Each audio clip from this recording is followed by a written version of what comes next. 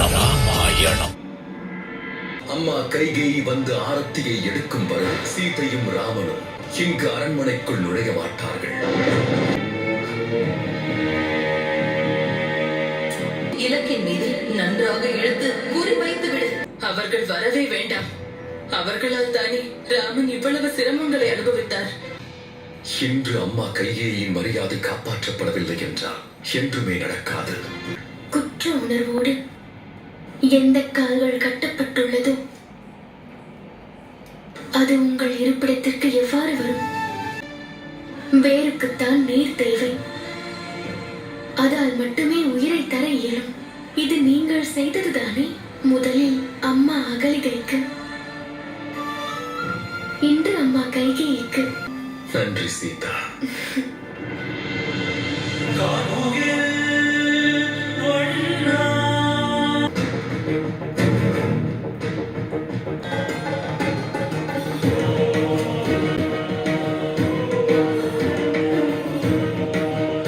வேண்டாம் வேண்டாம், என்னை தண்டித்து விடாதீர்கள், என்னை தண்டித்து விடாதீர்கள். அதற்கு மேல் தண்டனை அனுபவிக்க என்னால் முடியாது. அதற்கு என் உடலும் ஒத்துழைக்காது. என்னை தண்டித்து விடாது. வேண்டாம் வேண்டாம் ராமா, என்னை விட்டுவிடு. வேண்டாம் வேண்டாம். அவர்களை ராமர் மன்னிக்கவே கூடாது. ராவணன் செய்த தவறுகளையே ராமர் மன்னிக்கவில்லை.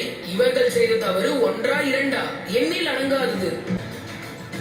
தவறுக்கு தண்டனையை தவிர தவறை திருத்திக் கொள்ள வாய்ப்பு அளிக்க வேண்டும். தவறு செய்த ஒருவனுக்கு அவனது பயமே தண்டனை. அந்த தண்டனையை நீங்கள் அனுபவித்து விட்டீர்கள். நான் காயப்படுத்த வரவில்லை, உங்களை விடுவிக்க வந்துள்ளேன். உன் வனவாசத்திற்கும் நான் தான் காரணம். மன்னர் தசரதனுடைய அகால மரணத்திற்கும் நான் தான் காரணம். நான் செய்த இந்த குற்றங்களுக்கு தண்டனை அளிக்க வேண்டும் என்று உனக்கு தோன்றவே இல்லையா? கருவியாக இருந்ததற்கான தண்டனையை அனுபவித்து விட்டீர்கள். இது உங்கள் விடுதலைக்கான நேரம்.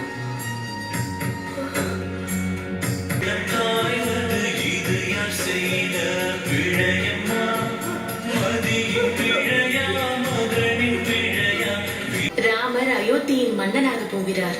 அரசன் எவ்வழியோ மக்களும் அவ்வழி. அரசனை பார்த்துதான் மக்கள் அவர்களுடைய குணத்தை, அவர்கள் எண்ணத்தையும் மாற்றிக்கொள்வார்கள். ராமருக்கு இது நன்கு தெரியும். எவர் மன்னிக்க தெரிந்தவரோ அவரால் தான் நீதியை நிலைபெற செய்ய முடியும். இன்று மந்திரையை மன்னித்த இந்த மொத்த உலகிற்கும் ராமராஜ்யத்தை அறிமுகம் செய்திருக்கிறார். இந்த ராமராஜ்யத்தின் மிகப்பெரிய சக்தியே தனக்குள் உள்ள கோபத்தையும் வெறுப்பையும் வெல்வதுதான்.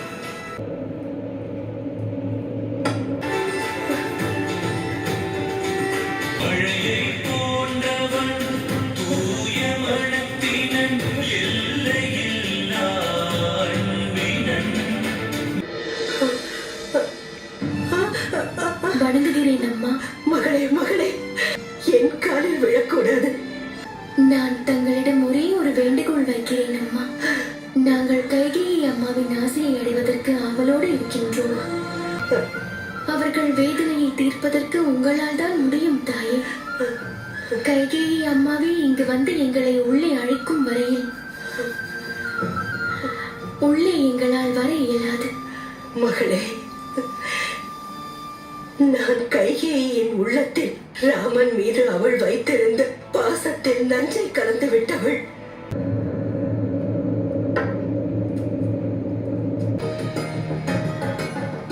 எவ்வளவு தைரியம் இருந்தால் எனக்கு முன்னால் வருவாய்? எவ்வளவு தைரியமா? என் வாழ்க்கையை உன்னை கவனித்துக் கொள்வதற்காகவே அர்ப்பணித்தேன். எனக்கு இந்த அவமானம் வேண்டும். நான் அப்படி என்ன தவறு செய்து விட்டேன்? இவை அனைத்தையும் உனக்காக நான் செய்தேன் கைகேயி.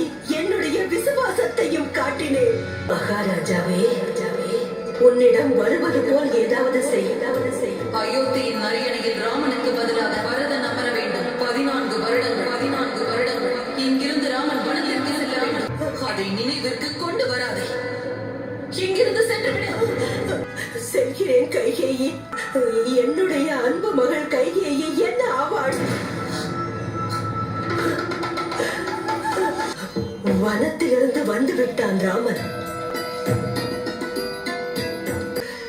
நீ ராமனை தடுக்க வேண்டும் கைகேயி. நீ செய்யாமல் போனார் உனக்கும் உன் மகன் பரதனுக்கும் அந்த உறவை இந்த நொடியை அறுத்தேன். நான் ரகுகுலத்தில் பிறந்தது உண்மை என்றால் என் வார்த்தையை நான் நிறைவேற்றியிருக்கிறேன். இத்தனை வருட காலம் கடந்து உனக்குள் இருக்கும் நஞ்சு இல்லை. நீ தண்டனைக்கல்ல, சாபத்திற்கு உரியவள். இந்த நொடியிலிருந்து உன்னை அழைப்பவர் பாவி, வஞ்சகி, துரோகி, கூனி என்றும் அழைத்திடுவார்கள். உன்னுடைய மரணத்திற்கு பிறகும் கூட நீ செய்த பாவ செயல்களால் உன்னுடைய ஆத்மா தீயில் எரிந்து கொண்டே இருக்கும். இல்லை, உயிரை விடுவதற்கு முன்னாலும் கைகேயி, நான் உன்னுடைய நலனை பற்றி மட்டுமே யோசிப்பேன். உன்னுடைய நலம்தான் என் வாழ்க்கை லட்சியம். நான் கூறுவதை புரிந்து கொள். அந்த ராமனை வரவேற்க நீ சென்று விடாதே. இதை ஏன் கூறுகிறேன் தெரியுமா? நீ அவனுக்கு ஆரத்தி எடுக்கவில்லை என்றால் ராமன் இந்த அயோத்திக்குள் நுழையவே மாட்டான். செல்லாதே. இந்த மந்திரை சொல்வதை கேள். உன்னை என் அம்மாவாக நினைத்ததற்கு வெட்கப்படுகிறேன்.